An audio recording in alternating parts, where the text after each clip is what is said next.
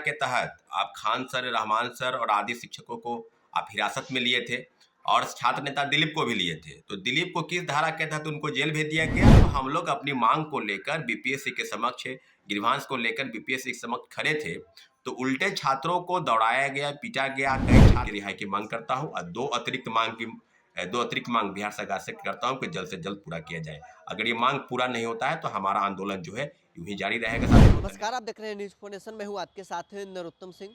BPSC अभ्यर्थी को मांगों को लेकर जब छात्र नेता दिलीप सड़कों पर उतरे थे तो उन्हें गिरफ्तार कर अब जेल भेज दिया गया है। वैसे में उनकी रिहाई के मांग को लेकर लगातार अभ्यर्थी आवाज उठा रहे हैं। इसी कड़ी में छात्र नेता सौरभ ने भी दिलीप को रिहाई की मांग की है और उन्होंने कहा है कि बीपीएससी जिन मांगों को लेकर हम लोग सड़कों पर उतरे थे, हम लोग बीपीएससी से सिर्फ बातचीत करना चाहते थे, लेकिन बेरहमी तरीके से पुलिस के द्वारा रोड पर दौड़ा कर हम लोग को पीटा गया और हमारे छात्र साथी दिलीप कुमार को गिरफ्तार किया गया है। अब हम मांग कर रहे हैं कि उनकी जल्द रिहाई हो, सरकार उन्हें जल्द रिहा करे।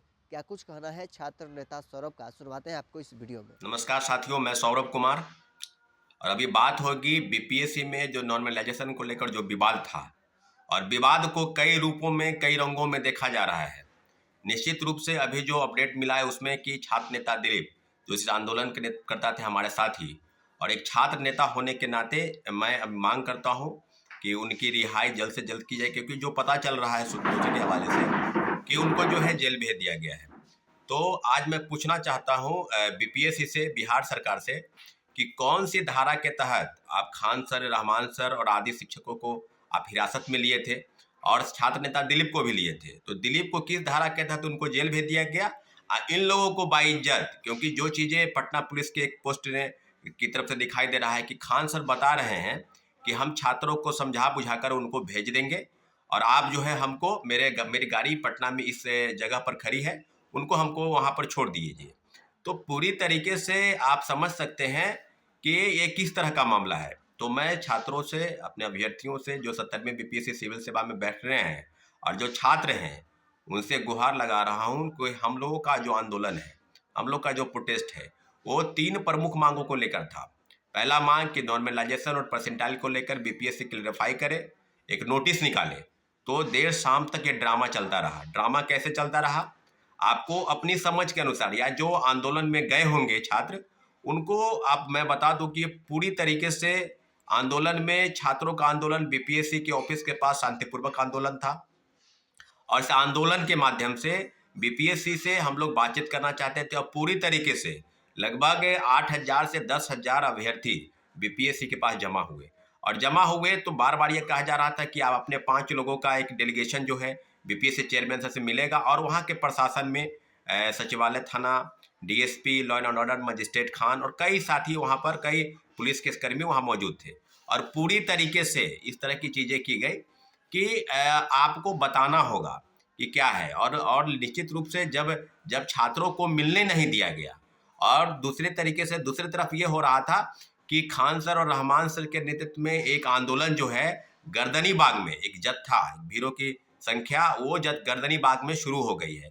उल्टे जब हम लोग अपनी मांग को लेकर बीपीएससी के समक्ष, ग्रीवांस को लेकर बीपीएससी के समक्ष खड़े थे, तो उल्टे छात्रों को दौड़ाया गया, पीटा गया। कई छात्र छात्राएं को सड़क में सिर में चोट आई, कई के पैर में चोट आए, कई हॉस्पिटल में एडमिट हुआ। और पूरी तरीके से इस प्रकार से किया जा रहा था जैसे पूरा प्रायोजित है, एक कार्यक्रम की तरह चल रहा था। तो क्या बीपीएससी चेयरमैन को छात्रों से नहीं मिलना चाहिए? एक डेलीगेशन के रूप में जो बार बार कहा जा रहा था, और प्रशासन द्वारा ये भी कहा गया कि चेयरमैन नहीं है।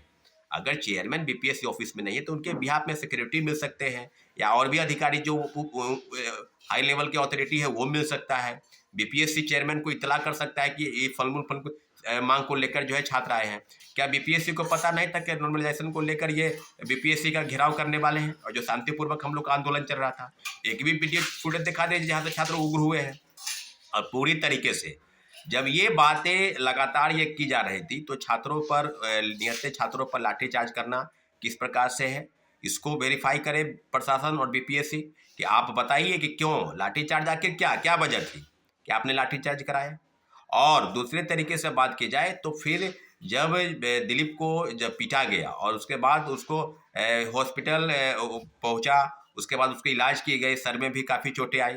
उसके बाद क्या हुआ कि गर्दनी बाग में जो जत्था था, क्योंकि शाम हो गए थे और शाम के बाद से आंदोलन को तितर बितर किया गया, तो बीपीएससी के कई छात्र बीपीएससी कार्यालय से गर्दनी बाग गए, क्योंकि क्योंकि क्योंकि वहां से एक सुनियोजित तरीके से आंदोलन जो है खान सर और रहमान सर के नेतृत्व में शुरू हो चुका था।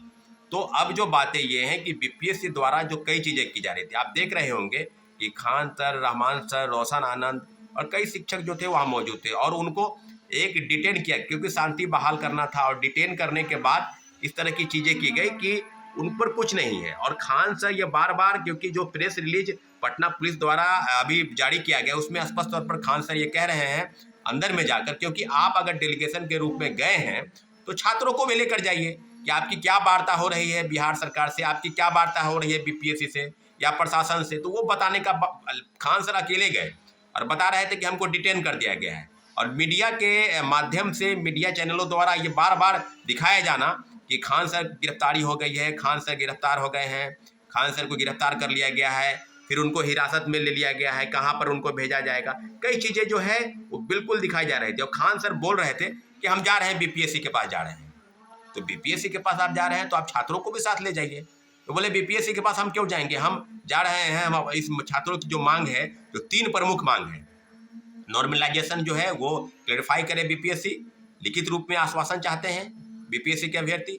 और दूसरा, जो सर्वर डाउन की वजह से 70 से 80 हज़ार अभ्यर्थियों ने फॉर्म फिलअप नहीं किया, उनको कम से कम एक मौका मिलना चाहिए था। उस मांग को लेकर आगे बढ़ रहे थे। और तीसरा मांग था कि परीक्षा जो है डेट की एक्सटेंड की जाए, कम से कम 20-25 दिन छात्रों अभ्यर्थियों को और समय, अतिरिक्त समय मिलना चाहिए। ये 3 प्रमुख मांग थी। इन मांग को लेकर आप छात्र नेता दिलीप की गिरफ्तारी हो गई। और किस धारा में गिरफ्तारी हो गई? अगर दिलीप की गिरफ्तारी हुई है तो हम लोगों की मांग अभी तक जायज है और दिलीप की रिहाई तक ये आंदोलन जारी रहेगा। और हम लोग की 2 प्रमुख मांग अभी तक बाकी है। अगर दिलीप की गिरफ्तारी हो गई वही धारा में, और उसी धारा में खान सर, रहमान सर और किस प्रकार से एक सुनियोजित तरीके से एक कार्यक्रम जो चला रहे थे बीपीएससी के छात्रों के, जिस शिक्षकों ने बीपीएससी के नॉर्मलाइजेशन को समर्थन किया और वही शिक्षक जो है सुनियोजित तरीके से नॉर्मलाइजेशन के खिलाफ में आकर बोलने लगे। तो आप समझ सकते हैं कि पूरी तरीके से जो है प्री प्लान कार्यक्रम था। गर्दनी बाग, अगर छात्रों के साथ आप खड़े थे तो आप बीपीएससी ऑफिस आते, बीपीएससी के पास आते, छात्रों के साथ खड़े रहते। और जिस प्रकार से कार्यक्रम को चलाया गया, मीडिया के द्वारा ये दिखाया गया, मीडिया को भी ये चीज़ों को समझना होगा कि आखिर किस धारा के तहत छात्र नेता दिलीप की गिरफ्तारी हुई है। और उल्टे रहमान सर, खान सर आदि शिक्षकों को बाइज्जत छोड़ा गया है। हिरासत में लेने के बाद तो दूर है, उनको गाड़ी तक पहुंचाया गया है। तो आप समझ सकते हैं कि पूरी व्यवस्था किस प्रकार से बनी है साथियों।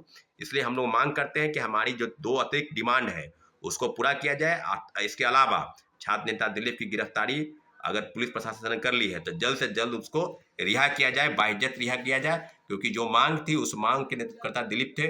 और पूरी तरीके से मैं छात्र नेता होने के नाते दिलीप की रिहाई की मांग करता हूँ और 2 अतिरिक्त मांग बिहार सरकार से करता हूँ कि जल्द से जल्द पूरा किया जाए। अगर ये मांग पूरा नहीं होता है तो हमारा आंदोलन जो है यूं ही जारी रहेगा साथियों। धन्यवाद, जय हिंद।